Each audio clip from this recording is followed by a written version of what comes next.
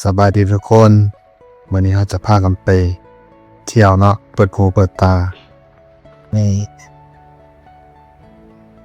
แต่งตัวยังหล่อเลยรถชายข่อยเมียข่อยก็ยังงามเลย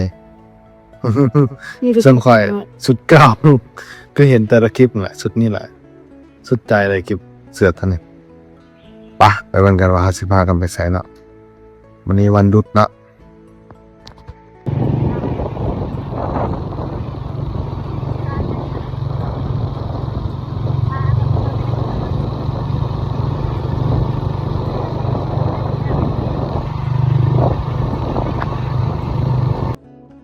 เอาแล้วทุกคนหาอาหารดมค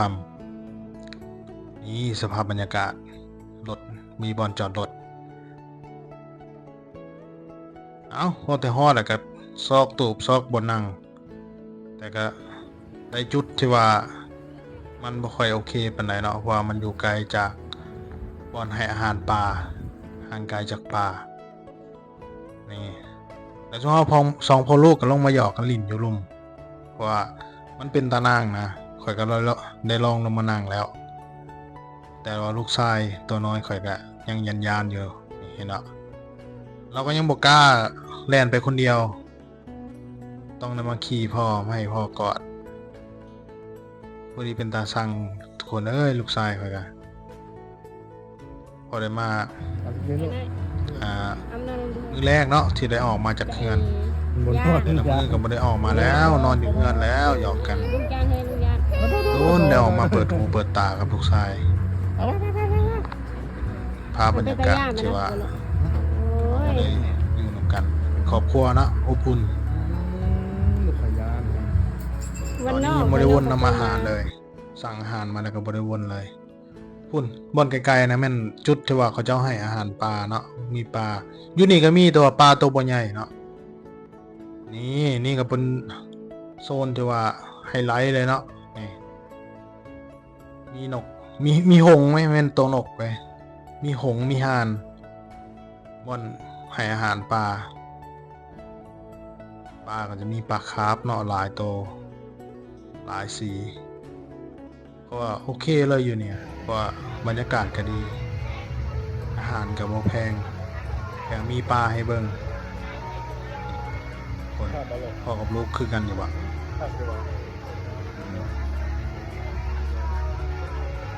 ทรงผมพ่อก็คือหากันนอนตื่นเนาะกับหนัก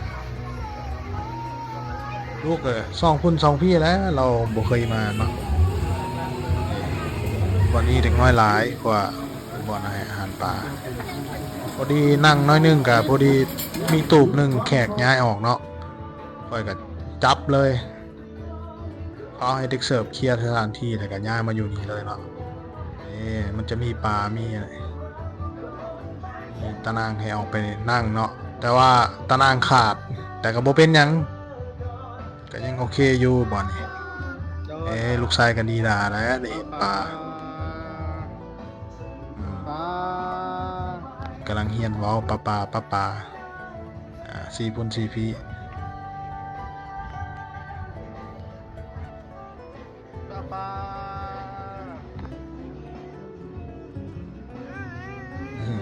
เวลาเราอารมณ์ดีเราว่าเรามีความสุขเราก็จะสั้นกับโตไปนี่แหละลูกไผ่เป็นแน่เนาะคอมเมนต์บอกกันได้นะคนพุ่นปลานะหลายอยู่นี่นะอยู่นี่เหมาะเลยกับการมาพักผ่อนหย่อนใจวันเสาร์วันอาทิตย์พาครอบครัวพาหมู่เพื่อนเป็นสถานที่ที่ว่าเขานัดมาเจอกันพบปะสังสรรค์เนาะหรือมานั่งลิ่นนอนลิ่นก็ได้บ่ไกลจากตัวเมืองสวรรณเขตแถมอาหารกับบ่แพงเนาะบ่แพงเลยอยู่นี่นะให้อาหารปลาก็ลูมมาแล้วป่านนี้ปลาก็มีแต่ตัวใหญ่ๆแถมมีหลายสีเขาเจ้าน่าจะเลี้ยงมาหลายปีแล้วอยู่นี่วันเสาร์อาทิตย์คนน่ะจะหลายอยู่แล้วทุกคนแนะนำให้มาช่วง10 โมง 9 โมง 10 โมงจะได้บอลนั่งที่ว่าดีเป็นจุดที่ดีเนาะเฮามาในกระซ่าพอดีมีแขกมาจึงได้มาไป เจอ ดีมีแขกออก ใจ จาก หันไปติดโซฟาจะเอา ป เร ลา ส หลาย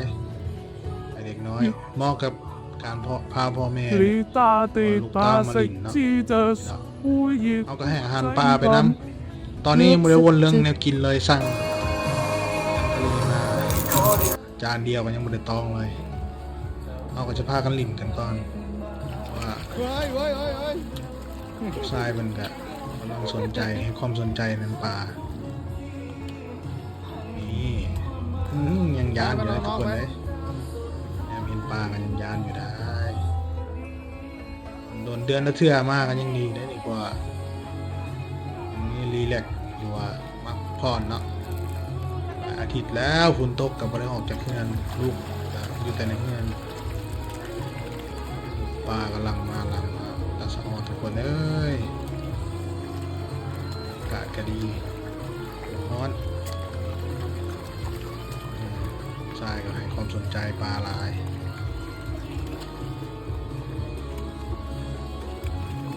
เช้าวันอาทิตย์หลายคนก็จะมีกิจกรรมต่างๆนานาเนาะไปบางคนก็มักไปตกปลาบางคนก็มักไปตั้งวงสั่งสรรค์หรือเฮ็ดเวียกเฮ็ดงานในเฮือนเนาะสมเฮากับพากันออกมาเที่ยวมาลินอันนี้จ้ะ ตรงที่บุก ครอบครัวก็จะออกมาจากงานเลยถึงเงินมีบ่หลายเฮาก็พร้อมเพียงแต่มีเวลาอยู่กับครอบครัวแบบนี้ก็มีความสุขเลยทุกคนเอ้ยหาใส่บ่ได้แหละคนมื้อนี้แล้วก็ พ่อกับแม่สนเบียร์สนจอกอาหารก็จะมีประมาณเนี้ทุกคนสั่ง ดีดาทะเลกับ จกเข่ากินเอง ข้าวเหนียวมาพร้อมกับเบียร์กินเบียร์ไปน้ำเอาลูกไปน้ำลูกก็จับเขากินแน่เขาบริยากลูกชายเราคนเดียวกินเองเลย เราใหญ่แล้วนี่ ถ้า จก การอ เข่า ยู่ได้10 เดือนปลายเนี่ยเนาะนี่เป็นตาสั่งกำลังเฮียนย่างได้นี่ทุกคน แจ้บ่ลูกฮะโอ้มันก็บ่ถูกแล้วนี่จะกินแต่เข่า เดียว แท้บัดนี้เราเข่า เขา น่ะ ก็มีความสุขเนาะขี่รถจักรไปกัน โอ้ยมีแค่นี้ ภูเขามาขี่รถจักรไปมีความสุข ยิ้มเรา มีเวลาอยู่ร่วมกันกับพ่อและทุกคนเอ้ยความสุขก็หาได้สักนี้แหละก่อนกลับพวกเฮาก็จะมาถ่ายรูปเป็นที่ระลึกกันเนาะ ใกล้ มีโรงพยาบาลทางเขาเอาสุดท้ายนี้ลาไปก่อนทุกคน เจอกันคลิปหน้า บ๊ายบาย ฝากกดไลค์กดติดตามหน่อยเด้อ